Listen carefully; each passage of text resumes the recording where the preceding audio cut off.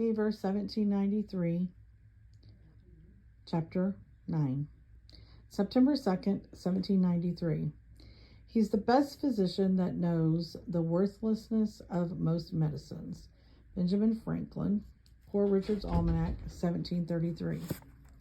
I stood dumbly while Grandfather knelt by Mother's side. "She's alive," he said. "Take her feet, Maddie. We must get her inside." Eliza screamed as we carried Mother through the front door. She dropped a clay pitcher on the floor. It shattered into bits. "Is she?" "She was overcome by the heat," said Grandfather. "She'll be fine after a short rest. That's all she needs, a short rest." Mother didn't open her eyes until we tucked her into bed. She looked around in confusion. You fainted," Eliza explained. "It's what you get for working so hard," added Grandfather. I waited for Mother to throw off the quilt and scold us. Instead, she shivered. "I'll sleep a few moments, then I'll feel better," she said, patting my hand. "Go downstairs, Matilda. Be useful." Something was desperately wrong. Mother was sleeping in the middle of the day. I wanted to stay and watch over her, but Eliza and Grandfather shooed me out of the room. There was no time to argue. A customer banged through the front door and called for something to drink.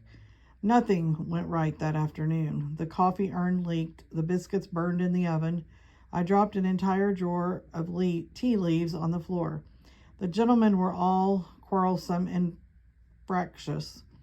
I snuck upstairs once, but Mother still slept. Eliza gave me what for when she caught me.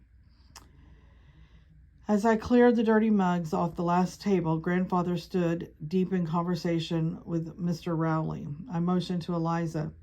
"Isn't he a doctor?" I asked. Eliza shook her head. "Not a proper physician. He sees sick folk and prescribes medicines. All the real doctors are down on Water Street. It's been a terrible day there. They say bodies are piling up like firewood." "I don't believe it." "Shush," said Eliza. "I heard it at the society. If Reverend Allen said it, you can believe it's the truth. Here they come." Grandfather introduced Mr. Rowley. I curtsied. "Mr. Rowley has vast experience treating female complaints," said Grandfather. "He'll get Lucille back on her pins in no time." I had my doubts. His hands were uncommonly dirty, and he smelled of rum. It seemed immodest to let a strange man into our bedchamber, but Grandfather and Eliza showed him in to see the patient. I followed close behind. He first took Mother's pulse, then felt the skin on her ankles and wrists, then peered down her throat and under her eyelids. He worked without a word, grunting occasionally and making a king sound with his tongue. Mother did not wake.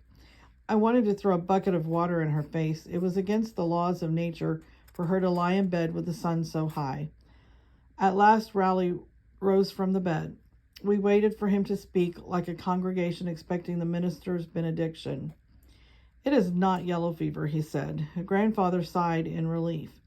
"But Dr. Rush says yellow fever is spreading everywhere," Eliza said. "Dr. Rush likes to alarm people," Mr. Rowley replied. "There is a great debate about this pestilence. Yesterday, a physician I shall not name diagnosed yellow fever in an elderly woman. Her family threw her into the street. She died, but she didn't have yellow fever. It was all a mistake. I use the diagnosis sparingly, and I assure you there is no fever in this house." Grandfather beamed. "See, Matilda, I was right. We have no cause to run out of the city like children scared by a ghost. Lucille will be scolding us by sunrise," he chuckled. Excuse me. Rowley wagged his finger at Grandfather. "I wouldn't predict that," he said. "She'll need more than a good nap to recover. Be sure to bathe her every 4 hours and keep her clean and cool. I'll give some remedies to your servant. And now," he said, holding out his hand and showing his gray teeth, "my fee." Giving Mother a bath felt upside down and backside front. I didn't want to do it. Daughters aren't supposed to bathe their mothers. But Eliza couldn't manage alone. We moved my bed to Grandfather's chamber and replaced it with the tin bathing tub. Every 4 hours, we filled the tub with hot water mixed with black pepper and myrrh. The worst part was dragging Mother from her fitful sleep and getting her to sit in the water. The fever had taken hold of her senses, and she wept, calling my father's name. While Mother dozed in the tub, we stripped the linen from her bed and laid on fresh. She was supposed to drink dittany tea sweetened with molasses, but it tasted too horrible. As soon as we had her back in bed, Eliza emptied the tub and put more water on to boil. Mother shivered so hard her teeth rattled. Even with all the blankets in the house on her, she could not warm. She lay under the faded bedding like a rag doll, losing its stuffing, her hair a wild collection of snakes on the pillow. Her cornflower blue eyes poisoned with streaks of yellow and red. It hurt to look at her. After the sun set, Eliza set a candle by her bed. Your grandfather is sleeping at old man Karras' house, she explained. Just as well, I said. Are you going home? I must, she said. My brother is expecting me. I nodded. Eliza lived with her brother's family. They would be very worried if she didn't come home. I'll be fine, I said. I think she'll sleep through the night. Eliza kissed my forehead. Don't forget your prayers, she said.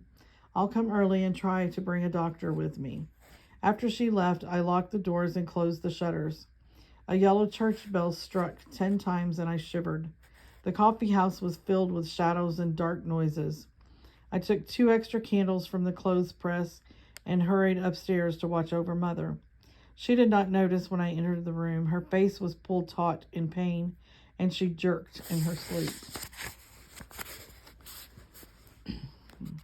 I so wanted to touch her. The tops of her hands were roped with muscle and veins, but her skin was wrinkled and soft. Had she ever enjoyed anything? Had every day been a struggle? Perhaps death would be a release, a rest for the weary. A slight breeze waltzed through the room. Silas strolled in and jumped out onto the bed. He settled himself so gently by her feet that she did not stir. No mice would disturb her. That was understood. Mother wrinkled her brow and moaned. I smoothed her hair. I'm here, Mother, I whispered.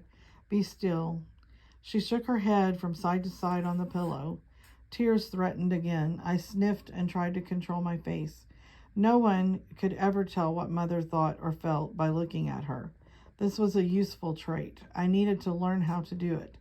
There were so many things she had tried to teach me, but I didn't listen. I leaned over to kiss her forehead. A tear slipped out before I could stop it.